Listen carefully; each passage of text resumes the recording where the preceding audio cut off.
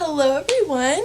Okay, so last week's vlog I said I wanted to start focusing for the next couple weeks just on love and on, but not so much like relationship wise, but more like between God wise, like that kind of relationship.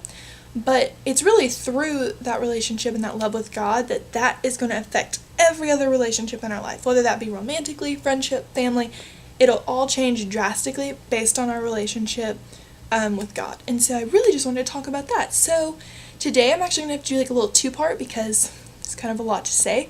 But so today we're going to start just with love and kind of just getting down like the foundation of it. And so we're going to start with the definition of love, just based, like, this is just what the world says. That is an intense feeling of deep affection. And so some synonyms are tenderness, attachment, and intimacy. And so that's love for you from the world. So now we're going to look at it kind of from God and what God says. And so, so 1 John 4:8 actually says that God is love. So let's break it down then. So, sound like I was about to like start a rap or something. I'm not though, not this go round. I'll save y'all. There's a common theme of love in the Bible, and it's the Greek word agape. And so that is the highest form of love. And the definition of it, and this just screams Jesus to me. And so it says that it embraces a universal, unconditional love that transcends and serves regardless of circumstances. Now tell me that just doesn't shout Jesus, okay? It is universal, which means anybody can have it. It is welcome to any, no matter your race, ethnicity, nothing. It's unconditional, so there are no terms and conditions that apply. There is nothing it stops short once you hit this, or it is unconditional, it is persistent, it never stops. Then we have that it transcends, so it goes beyond our walls, it goes beyond, the boundaries that we think or the confines that we allow it. It transcends it all. And then this is just kind of the one I want to hit on, is that it serves regardless of circumstances. God is not a fair weather fan of us. He is not with us when it's good and leaves us when it's bad. He is there with us through it all. And so that's just so drastically different than how humans are. Because we are like, when someone does us wrong or something happens, we do not serve. Most of the population, I could say, does not serve regardless of circumstance. And the big difference is because God is a selfless God and we are a selfish people. And that is a big split. So then love, it can only be defined by the nature of God. So that split, if love can only be defined by the nature of God, and these people don't have God, then their version of love is going to be this processed, manufactured, almost fake love. It's like it wants to be love, but it can't. So it's like this facade. And then God over here has the real deal, man. It is like the raw, it is like, whenever like your mom makes like the home cooked meal, like that's God's love. And over here, you got like the fast food, like sometimes it's good, but after a while it's like, this isn't really great, or I gain a lot of weight eating it, especially in college. And so they're just two different types of love. And this is the real love, and this is like the wannabe love. And so if love can only be defined by the nature of God, then any relationship you have, whether that be romantically, friendship, family, if God is not in the mix of it, then that relationship is not going to be able to last. Or if it does, it is not going to be healthy or beneficial in any way of giving life or giving glory to God if God is just taken out of it. Because where God is, He brings beauty from ashes. And so it doesn't matter how messed up a relationship is, or how messed up a friendship, or how broken a family, if God is put into the mix, He can restore it, because that's just God. And so you cannot, though, you cannot have a real love if God is not there. Because God doesn't show love, God is love. I mean, it said it, 1 John 4:8, God is love. So He doesn't just show it to us, it's there, it says that He is it.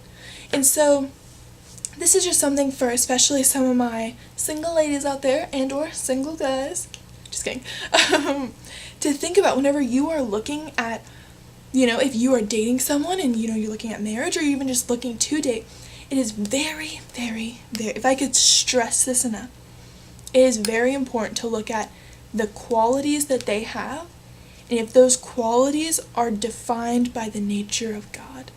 Because if those qualities are defined by God's nature and they are pursuing after him and pursuing after his characteristics, then there will be a love in that relationship that is so awesome and so amazing, and because God will be in the mix of it.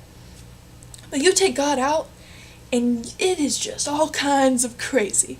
And so that's just something, even like friendships and other things, if God is just, it is very important that in anything that is going to involve loving people, which basically is our whole life, we are involved with people and showing Jesus' love, God has to be in the middle of it, or it's not going to work out. And that's kind of how God designed it. And so the first place that we can really see this happening is in Genesis 3:9, and it's where Adam and Eve had just sinned and they'd eaten from the tree, and so they'd actually hidden from God. They heard him coming and they went and hid. And how many of us do this? When we sin, we run away from God instead of running to God. We hide from him instead of hiding in him. And so the first thing God says, he realizes that they're hiding. And he doesn't come in freaking out on them and anything. He simply says, where are you? Where are you? Hey, where are you? And this just hit me because I've read this story so many times in children's church.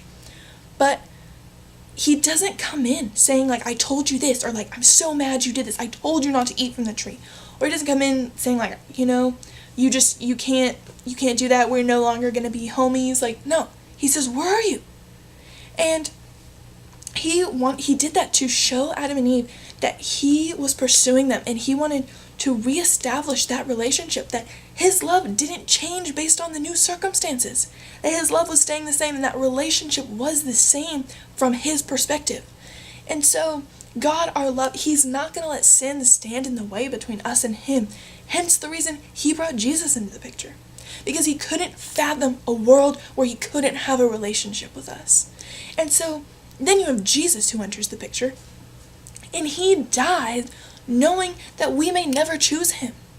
But he did it anyways, because just the thought that there's just the chance that we might accept him, that was enough for him to do it all.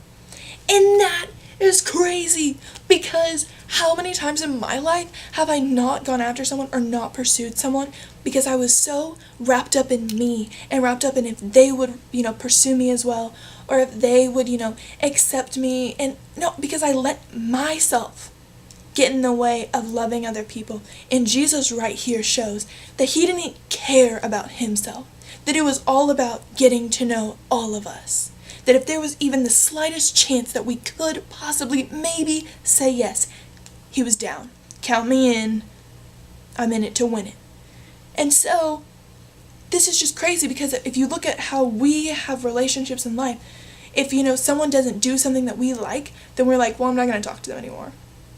And of course there are boundaries and there are things that have to be set, and I'm not talking about that. I'm talking about the way that we treat people that I think God has brought into our life. How we deal with our families. How we deal with certain friends when things, because you're going to have great friends. And friends, just like me and you, we go through seasons where it is hard, where we are not on, where it is not going great with God. We all go through those times. So it's during those seasons that I just have to love on my friends. And I don't compromise any of my beliefs, but I love on them, and I hope to love them back to Jesus. And I hope that how I treat them reflects to them that I'm not just their friend when it benefits me, because that's a sucky friendship. I am their friend through the good and the bad, through when they're driving me crazy to when we're having the most fun ever. Same with my family, kind of stuck with them, but I'm going to have to love you through the times when you really make me mad, and I'm going to love you whenever we can just sit on the couch and laugh about things. You have to look at it in relationships. There are times that they are not going to be on either. So you either have to love them through it, and again, not compromising anything with yourself, but you love them through that and you hold them accountable, but you can't let your love waver, because that is literally what the world does. It wavers when things get hard, and that is the opposite of God's love. And if we are made in God's image and we are called to be like God, then we cannot let our love waver, because that is a huge, like, we are huge witnesses on that, because the world will see our love, and if it wavers or if it stands strong because we have a God who loves us. That's what I have to think. I know there's a huge God who loves me and created me, so why on earth can't I love someone else? Because if he picked little old me, why on earth should I hold my love from anybody else? What if that's the only love that they're ever going to see? What if they need that to see Jesus? And not so much me, but if Jesus can shine through me for them to get to know him and have that relationship, it is so worth me being a little selfless to let them get to know him. And so, basically, I just want to end on a couple questions. I guess this is just for me to think about during the day. And so, how do we love and why? How do we love people and why do we love them? And then the third one is, why do we withhold our love? And so, I know for me, like, it's really easy to get selfish and think about, well, does it benefit me? Like, is this worth my investment? Because Jesus didn't really care. He invested it all, regardless if there was anything in it for him. And so, I just want you to know that God's love doesn't change. He loves you the same as, he loves you the same right now as he did on your best day and on your worst day. His love is constant. His love is not like human, this manufactured facade that we call love, because his love is pure, and it is good, and it doesn't shake. And so, on Thursday, I'm going to come back, and I'm going to finish up this. And so, that's just something you can think about for the next, day or two. Just, where does your love lie? Because I believe that how you love others greatly shows where your relationship and how your love is with God. Because I know when I'm on fire for God, then that love just overflows to everything. But when I am not so close with God, it is really hard for me to love others. And so that's what I'm going to end on today. So we're just figuring out the foundation of love. And so I'll be back on Thursday, props. And yeah, so I guess I'll get to see some of y'all this weekend. And this next week for spring break, everyone stay safe. I love y'all and can't wait to see you. Bye.